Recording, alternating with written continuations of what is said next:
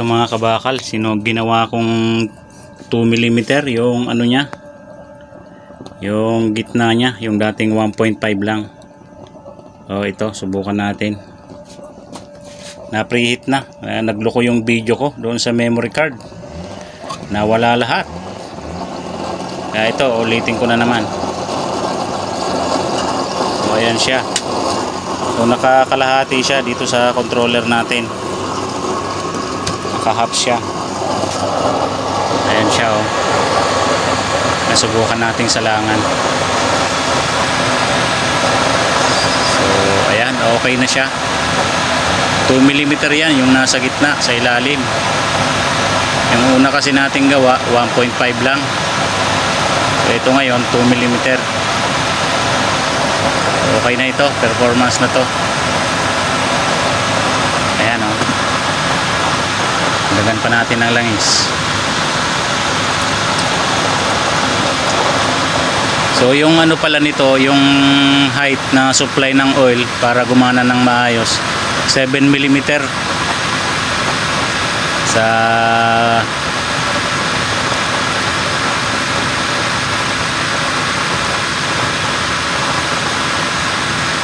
7mm yung nasukat ko kanina. Nawala lahat eh. Nawala lahat ng video. Ang haba pa naman noon. Pagod na ako. Ang init pa. Nakurap pa yung file. Naka-save sa SD card eh. Ngayon lilipat ko na yung ano, dito na sa phone yung video na masasave. Sayang yun. Ang haba nun eh. Inulit ko na lang. Hindi ko na naipakita yung pagbutas ko kanina ng 2mm doon sa pinakailalim kasi pati yun naburay, nakurap. Ito subukan natin, kailangan natin yan. So ayan siya, okay siya. Yung 2mm yung ginawa ko sa ilalim, yung kasama nung apat na 1.5 na naka tagilid, naka slanting. Dati kasi 1.5 lang yun eh. Ngayon ginawa kong 2mm. So ito na ngayon ang performance niya. Okay na. Okay siya sa 2mm doon sa gitna. Ayan o. Yan yung half na performance niya sa kalahati ng ating blower. Ngayon i-full natin. Ayan. Ayan siya. So, okay naman siya o. Okay na siya. Okay tayo sa 2mm. Tsaka walang curve yung ating chamber. Chamber natin walang curve. Para nakakalabas talaga yung ano, apoy. Ayan o. Lakas din. Pero hindi kagaya nung lahat na 2mm na sobrang lakas. Medium talaga. Ito sakto lang. May pressure din yan. Yan, naka ano lang yan. 1, 2, 3, 4, 5, 6, 7, 8, 9. Sa dulo ng 9. Eh ano kasi yan eh, 11 hanggang 11. So ayan, sakto lang yan sa 9. Kasi pagka malakas masyado, natutulak na yung apoy eh. Natulak na nung hangin eh. Pero yan, malakas pa masyado yan. Ano lang yan, dapat nakakalahati lang. Number 6 lang. So ayan, 1, 2, 3, 4, 5, 6. Dapat naka number 6 lang. Yan, para sakto lang siya. Yan o. Okay na to.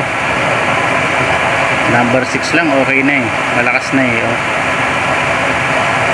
Saka less carbon na tayo kasi may bumubuga na dun sa ilalim, tsaka apat na nakapagilid.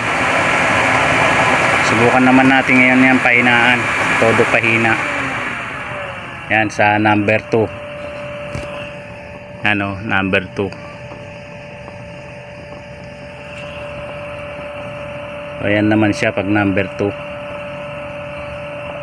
Okay na, pwede na yung makapag in oh.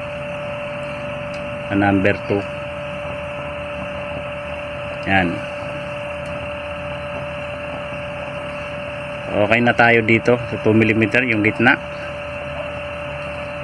Pagod na ako eh. Pero kung gusto nyo, subukan pa natin 2.5 naman hanggang maging 3mm. Okay lang naman yan, subukan natin para hindi na kayo mag-testing na mag-testing. Gagayahin nyo na lang. So okay.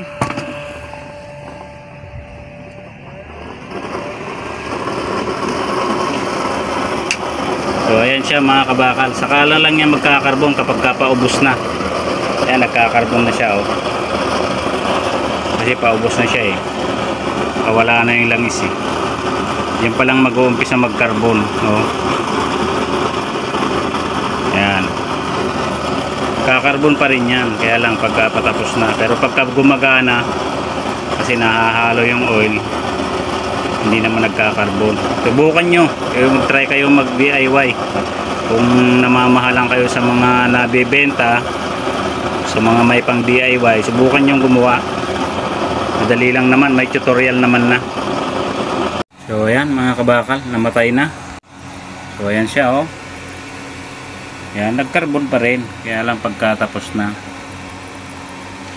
Ayan, so yung hindi magkakarbon, walang ganun.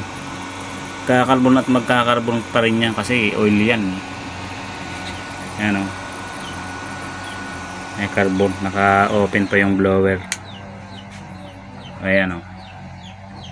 May carbon pa rin. So ayan, try nating haluin. Pero konti lang, oh. Kasi ang dami ng oil na nilagay natin, konti lang yung nabuong oil, nabuong carbon. So konti lang, oh, konting-konti lang yung nabuo na carbon. Hindi kagaya dati nung wala pa yung na discover ni paring Kasinit na pagbuga sa ilalim, eh dami nating carbon talaga. Problema natin yung carbon, kaya ngayon wala na, may solusyon na. Kaya salamat kay paring Kasinit dito sa na-discover niya na pambomba sa ilalim. Okay.